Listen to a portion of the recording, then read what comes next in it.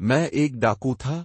ایک دن اپنے ساتھیوں کے ساتھ ایک مقام پر پہنچا جہاں 3 کھجور کے درخت تھے۔ ایک درخت خشک تھا۔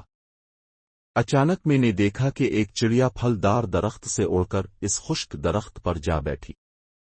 وہ بار بار آتی اور ایک اندھے سانپ کے منہ میں کھجوریں ڈالتی۔ یہ منظر دیکھ کر میرا دل بھر آیا۔ میں نے اللہ تعالیٰ سے دعا کی کہ میں بھی اپنی غلطیوں سے باز آنا چاہتا ہوں۔ پھر ایک غیبی آواز آئی، توبہ کے لیے میرا دروازہ کھلا ہے۔